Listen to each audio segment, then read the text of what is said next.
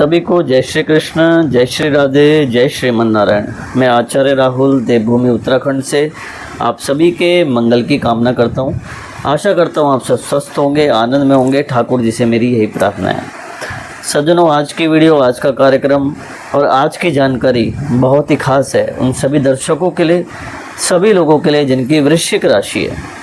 आज की जानकारी वृश्चिक राशि वालों के लिए इसलिए भी इतनी खास होने वाली है क्योंकि आज की वीडियो में हम बात करने वाले हैं अंगारक योग के बारे में। क्या है अंगारक योग? कब निर्मित होता है अंगारक योग? किन ग्रहों की युति से बनता है अंगारक योग और उसका क्या प्रभाव होता है और क्या सावधानी रखनी चाहिए? बस ये वृश्चिक राशि वालों को ध्यान रखना चाहिए। किसी भी विषय की अगर हमें जानकारी हो तो हम फिर उस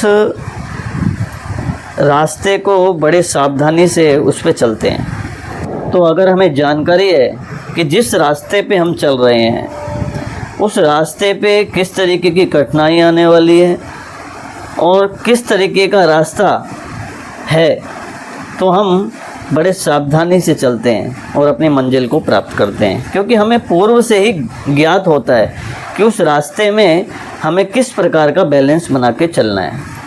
इसी का नाम ज्योतिष है। तो अंगारक योग इस समय वृश्चिक राशि आपके दशम भावों में निर्मित हो रखा है। आपका चार्ट भी आगे लगा है, चार्ट की ओर देख सकते हैं और समझ सकते हैं। देखिए, बाहरी स्थानों में, बाहरी भावों में अंगारक योग का निर्माण, जैसे द्वितीय भाव हो गया, वैसे तो प्रभावशाली सब जगह ही रहता है, लेकिन केंद्र का स्थान मुख्य बताया गया है। जैसे कि फर्स्ट हाउस, पहला भाव, चौथा भाव, सातवां भाव और 10वां भाव, ये केंद्र माने गए हैं। तो वृश्चिक राशि वालों का इस समय केंद्र में अंगारक योग का निर्माण हो रखा है, क्योंकि कई सारे कॉलें मेरे पास आ रखी थी, तो इस वीडियो के माध्यम से उनको भी बहुत मार्गदर्शन प्राप्त होगा। और दशम भाव होता है राज्य, कर्म, व्यापार, नौकरी, गवर्नमेंट जॉब, प्राइवेट जॉब, अपना व्यापार, अपना बिजनेस, यश, कीर्ति, मान, सम्मान, कर्म भूमि है। क्योंकि दशम भाव का जो रोल है वो बहुत ही एक बोलते हैं कि प्रभावशाली रोल है, और कहीं ना कहीं मंगल और केतु की युति प्रभाव हालांकि दे रही है। राजनीति के क्षेत्र में जो लोग जुड़े हुए होंगे उनके लिए विशेष प्रभावशाली होगी इस समय। विशेष रूप से मंगल की सप्तम दृष्टि भी चतुर्थ भाव में पड़ रही है। चतुर्थ भाव अगर देखा जाए तो भूमि, भवन, द्विपद, चतुष्पद, गाड़ी, घोड़ा, भवन, भूमि, जायदाद, मातृ सुख, ये सब चतुर्थ भाव से देखा जाता है। तो कहीं ना कहीं वृश्चिक राशि वाले जो होंगे वो अगर नवीन मकान का एक प्रकरण चल रहा होगा, देखिए जैसे पुराने मकान को नया मकान में परिवर्तित करना, कंस्ट्रक्शन, न्यू, तो इस तरीके के आयोजन ये करवाता है। लेकिन साथ साथ एक विषय का ध्यान दें कि मंगल जो है वो केतु के साथ जब बैठते हैं तो अंगारक योग बनता है। और इस समय ये भी देखना होगा कि मंगल कहाँ के स्वामी होके दशम भाव में बैठे हैं। देखिए, मंगल जो हैं वो आपके फर्स्ट हाउस और सिक्स्थ हाउस, यानी कि प्रथम भाव और षष्ठम भाव, छठे भाव के स्वामी होके केंद्र में दशम भाव में बैठे हैं। इससे आप क्या समझेंगे? देखिए, जहाँ का स्वामी होके जहाँ ग्रह बैठता है वहाँ के फल को भी कहीं ना कहीं कम और ज़्यादा करता है, ये निश्चित रूप से। तो वृश्चिक राशि 3 चीज़ों का मुख्य रूप से ध्यान रखना है। देखो, हालांकि कर्म भूमि में अगर कोई तेज ग्रह, पाप ग्रह भी बैठ जाए तो वो अपना फल अधिक ही देंगे। यानी कि कहीं ना कहीं देखिए, एक सात्विक व्यक्ति फिर भी कहीं ना कहीं फंस जाता है, लेकिन जो पराक्रमी है, उद्दंडी है और गलत तरीके से कार्य करने वाला है, वो कहीं ना कहीं कर्म भूमि में अगर नेगेटिव पॉइंट भी अगर दिखाई दे तो वो कहीं ना कहीं अपना मार्ग ढूंढ लेता है।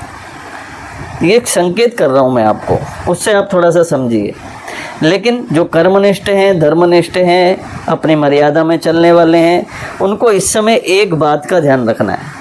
देखिए, मंगल जो हैं वो लग्न के स्वामी होके अंगारक योग बनाए दशम भाव में बैठे हैं। तो कहीं ना कहीं मैं वृश्चिक राशि वालों से बोलूँगा, अभी ये समय ज़्यादा दिन शेष नहीं है, कुछ ही दिन बचे हैं। 20 क्रोध, हालांकि वृश्चिक राशि आ रहा होगा, क्रोध की उत्पत्ति होना स्वाभाविक है। आपके तो राशि के स्वामी में मंगल देव हैं, वो वैसे ही तेजात्मक एक तेज ग्रह हैं, अंगारक ग्रह हैं, और साथ साथ क्रोध की उत्पत्ति इस समय अंगारक योग का बनना केतु के साथ आके तो क्रोध में वृद्धि करवाता है। देखिए, ज्योतिष जो है मार्गदर्शन करता है कहीं ना कहीं।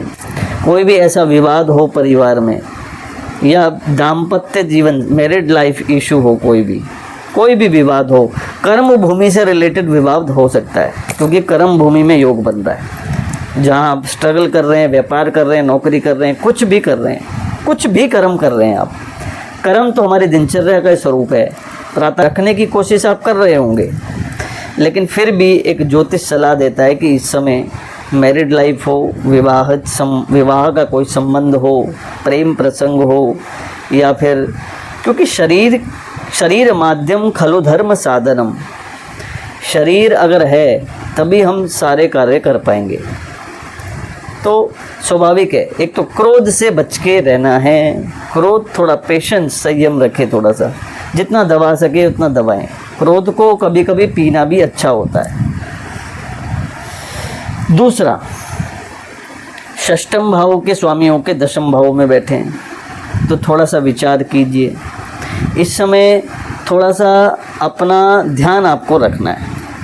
हालांकि शत्रु परास्त होंगे अगर कोई आपकी छवि बिगाड़ने का प्रयास कर रहे होंगे, लेकिन नेगेटिव थॉट अपने दिमाग में कभी नहीं लाना। इस समय कहीं ना कहीं से आप देखेंगे कि सफलताएं आपको मिल रही हैं, लेकिन साथ साथ उन सफलताओं के बीच में कहीं आप किसी की नज़रों में बुरे ना बने।